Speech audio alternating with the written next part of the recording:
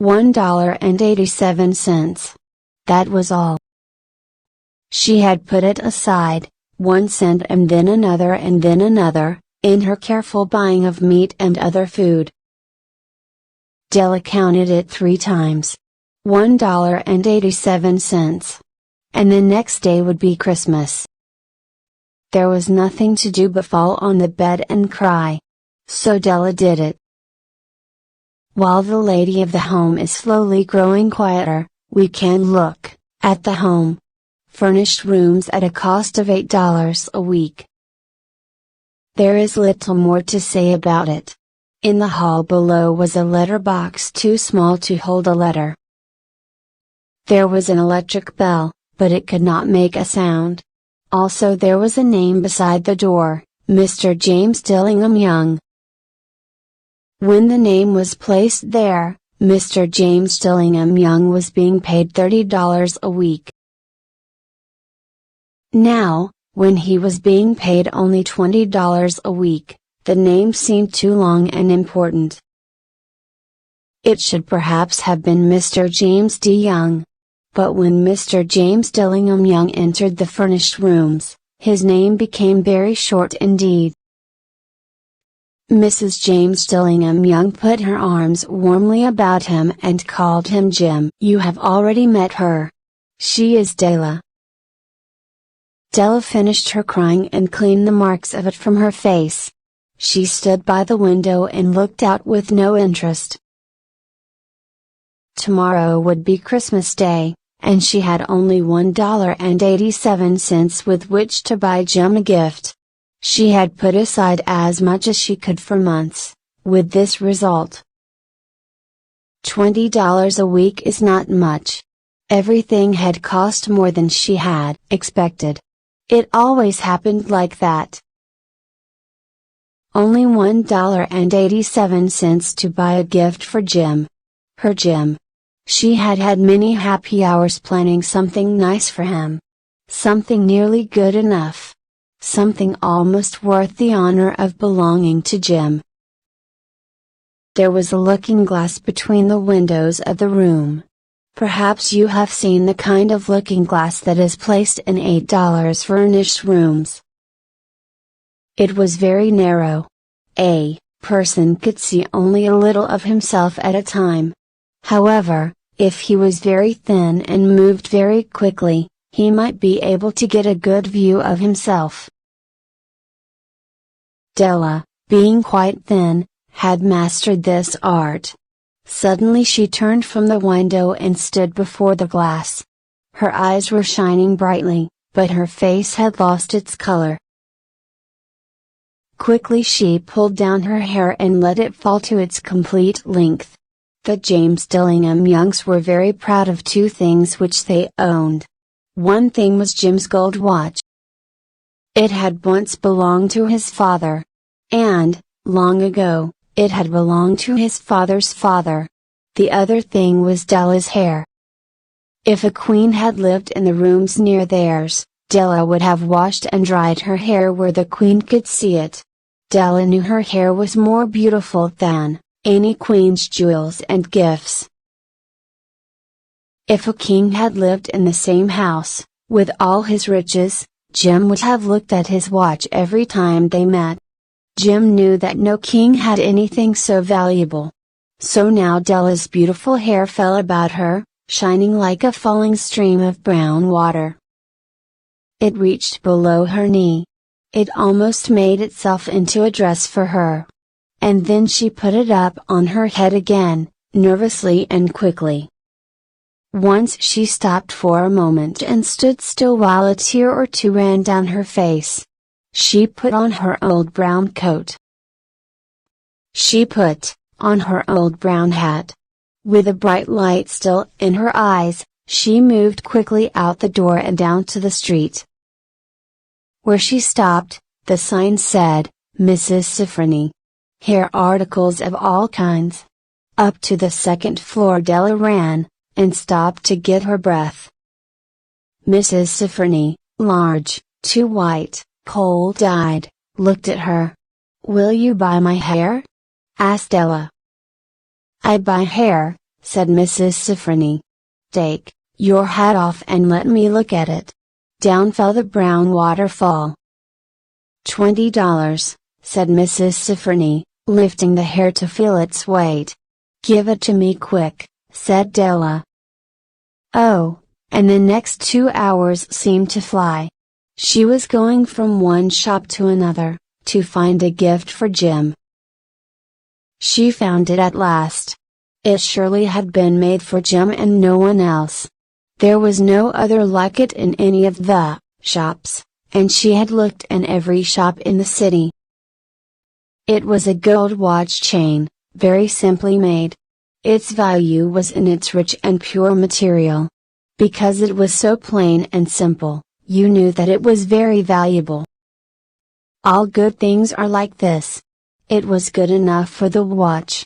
As soon as she saw it, she knew that Jim must have it. It was like him. Quietness and value. Jim and the chain both had quietness and value. She paid $21 for it. And she hurried home with the chain and 87 cents. With that chain on his watch, Jim could look at his watch and learn the time anywhere he might be. Though the watch was so fine, it had never had a fine chain.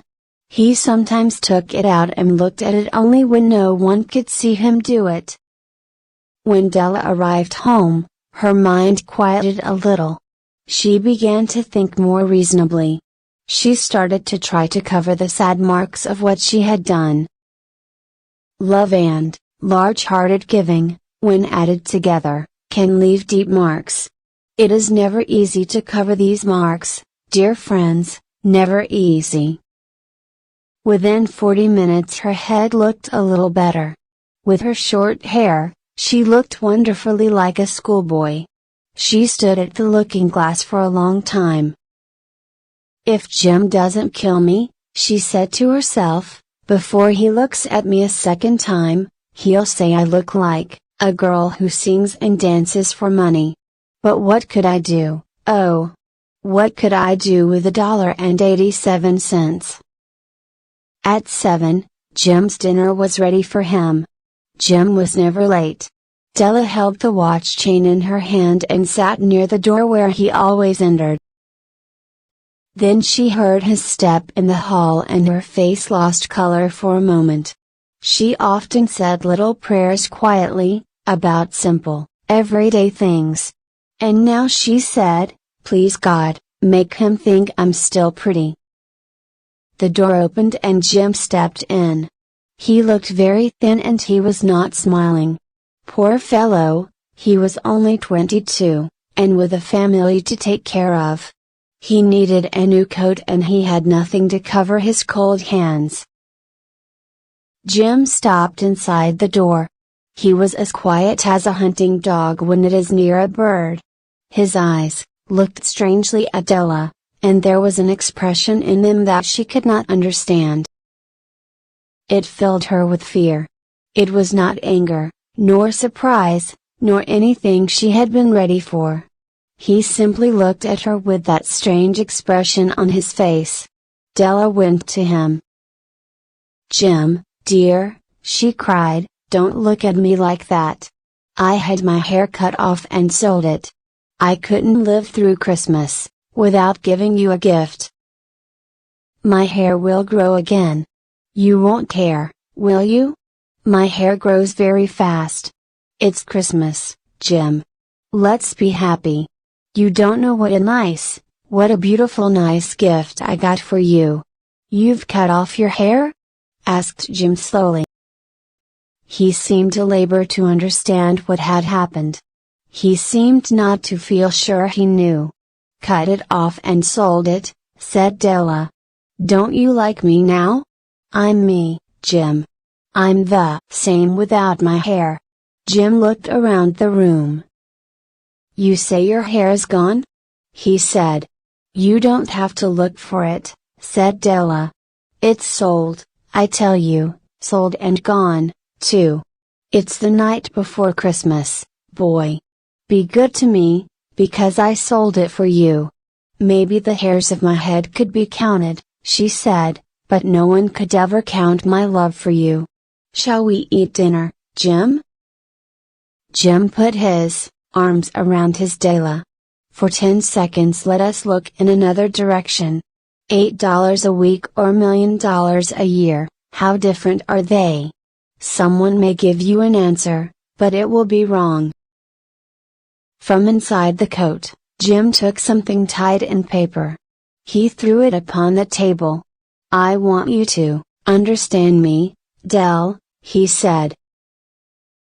"Nothing like a haircut could make me love you any less.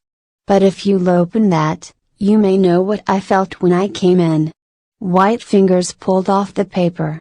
And then a cry of joy, and then a change to tears. For there lay the combs that Della had seen in a shop window and loved for a long time. Beautiful combs, with jewels, perfect for her beautiful hair. She had known they cost too much for her to buy them. She had looked at them without the least hope of owning them. And now they were hers, but her hair was gone. But she held them to her heart, and at last was able to look up and say, "My hair grows so fast, Jim." And then she jumped up and cried, "Oh, oh!" Jim had not yet seen his beautiful gift. She held it out to him in her open hand. The gold seemed to shine softly as if with her own warm and loving spirit. "Isn't it perfect, Jim? I hunted all over town to find it. You'll have to look at your watch 100 times a day now. Give me your watch. I want to see how they look together." Jim sat down and smiled. "Della," said he, "let's put our Christmas gifts away and keep them a while. They're too nice to use now. I sold the watch to get the money to buy the combs. And now I think we should have our dinner." The Magi, as you know, were wise men, wonderfully wise men, who brought gifts to the newborn Christ child. They were the first to give Christmas gifts. Being wise, their gifts were doubtless wise ones. And here I have told you the story of two children who were not wise. Each sold the most valuable thing he owned in order to buy a gift for the other. But let me speak a last word to the wise of these days. Of all who give gifts, these two were the most wise. Of all who give and receive gifts, such as they are the most wise. Everywhere they are the wise ones. They are the Magi.